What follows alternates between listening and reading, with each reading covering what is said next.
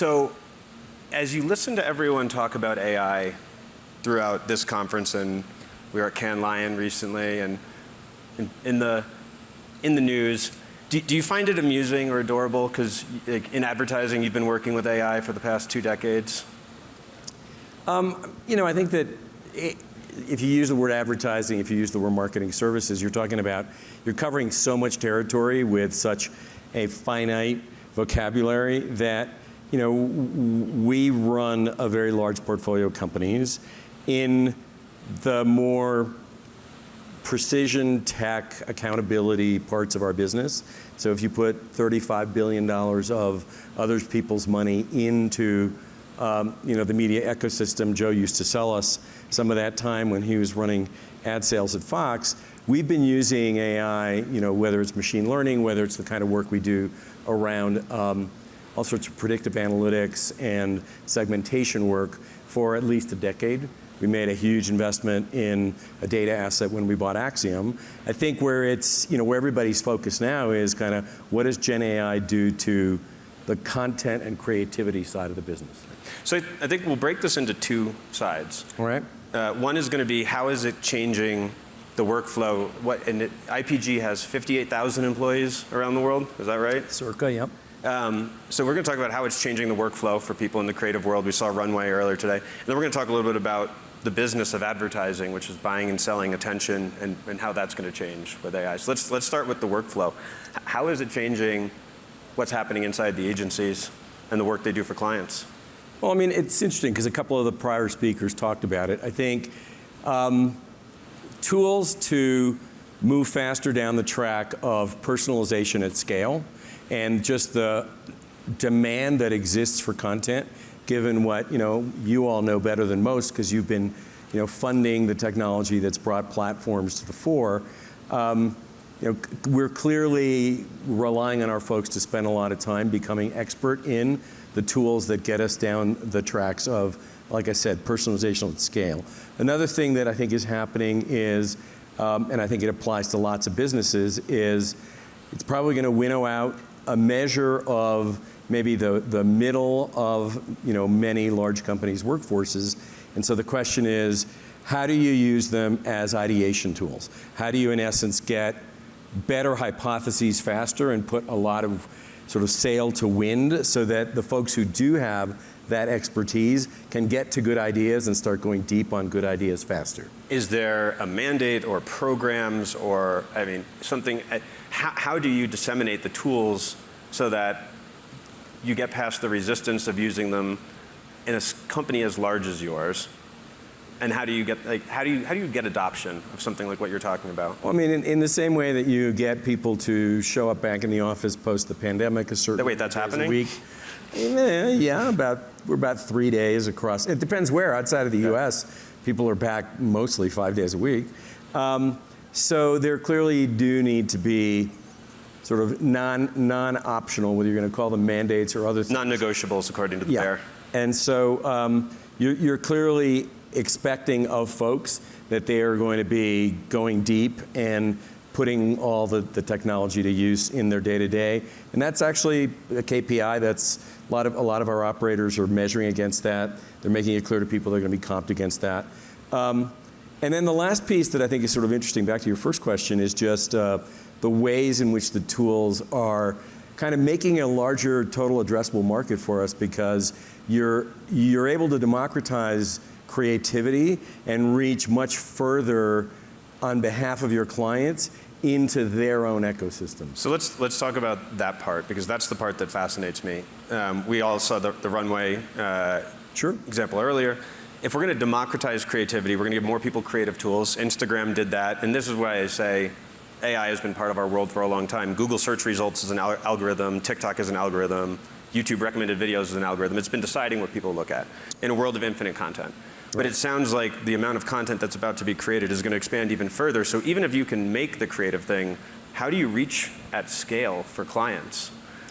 Well, again, you start thinking about, like in concentric circles, about who is in their world. So a couple of very quick examples, just work we've done in the last year off of the top of my head to just try to maybe dimensionalize that or bring it to life for folks. We have a very, very large practice area in healthcare. So there are 1,000 people who work in our world who are doctors, nurses, PhDs in molecular biology, et cetera, all of whom work in our dedicated healthcare vertical. So for a very large client that was bringing an Alzheimer's drug to market, we built a large language model that became, and we did this in conjunction with a couple of large universities, that became a way for families and caregivers going through this to, in essence, help give the patient a way to write their own biography. For another very large client that has a whole secondary set of, I'm from Mexico, the world's largest baked goods company is based out of Mexico. And so we've actually created platforms for the folks who are small businesses that work with, that buy from them, to generate very, very high level graphics and design to brand their mom and pop 1, 2 person or 2 location food stalls in Mexico City, and then we populated an entire app and a whole ecosystem so that any tourist arriving in Mexico had just as much opportunity to see and be directed to or kind of have an appeal that is just the same that, thinking about another startup that you had some time ago, we all know what the great places to go in Mexico City are to eat. Yeah. But there are just as many that you would have never otherwise heard about. And so we're finding interesting ways to push out. But these sound like great products, and they are, and they sound consultative to the client, which most people don't think about advertising. People think about advertising as buying a Super Bowl commercial or buying, the World Series. There's been a big push, Accenture and the consultancies coming into the world of advertising. We heard Salesforce earlier talking about personalization. Is AI going to collapse who competes with who? Or do you think that the agency plays a bigger role? I mean, look, I think that it's been sort of happening anyway, right, in a sense. Although, as I said, when we were dealing with it in the media side, the scale to operationalize all of that money flowing into the economy is pretty significant. So I guess what I'd say is, we're raising the floor, and I think that's a given. I think that certain things that like folks in our space bring, as opposed to what you would run into with a scale systems integrator or what you would run into, I think that objectivity, judgment, so the folks who sit on top of these things, their deep professional expertise. I mean, I think I talk a lot about the journey that we're on is we're a professional services company, and it's can we become a tech-enabled professional services company? So I would sort of go, the gating items that say no, not so much are, can you bring judgment, and can you then, the opposite of we're raising the floor is, a big risk to all of this is reversion to mean. If everybody has all those tools, right, at what point can you really start doing things that use them to innovate and to break through? Because if not, everybody here is McCann Erickson, right? Which I'm not sure I'd wish that on anybody. But. But then the question is, and I constantly come back to this, which is, people don't think they're in the advertising business, but everybody's in the advertising business. You're in the advertising business personally, you're in it for your company, for your firm.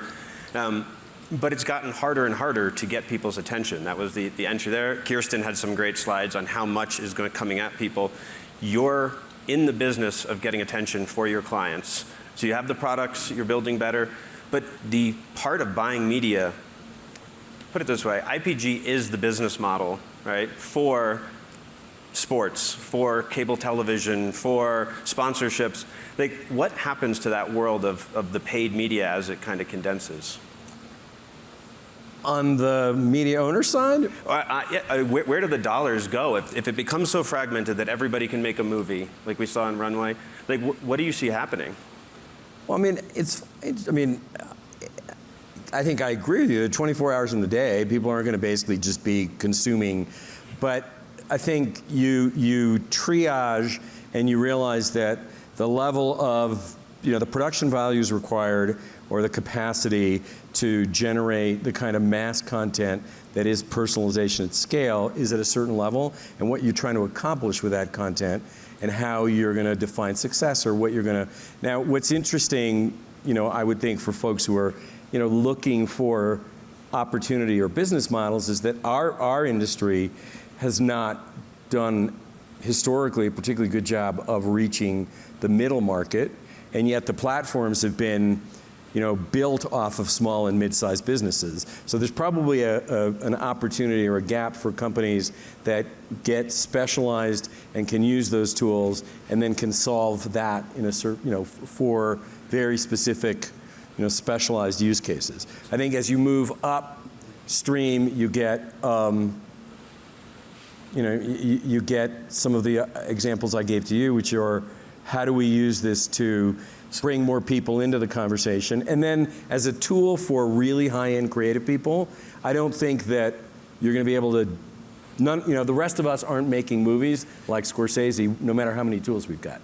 Well, I think that there'll be some people challenging that. I guess I know there will, but I'll take that bet for a while yet. The question I'd ask, because we're wrapping up on time here, I've said it, you can say I'm wrong, that businesses that wholly rely on the platforms as their mean of distribution, we had the D2C revolution for a period of time, that their margins will eventually go to zero because the platforms, in order to grow, have to eat the margin of the things that are on it.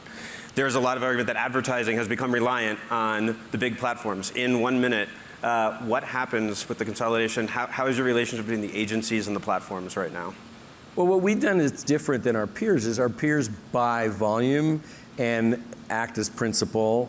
And so you do get the concern that over time, as consolidation happens, we've gone in a direction that's more about can you be consultative, but also how do you build a layer, it can be a relatively thin layer of engineering and tech so that you can ultimately be more SaaS-like and or license the tools so that your clients can, in essence, kind of level the playing field and not be entirely at the mercy of a couple of key players in that space. Okay.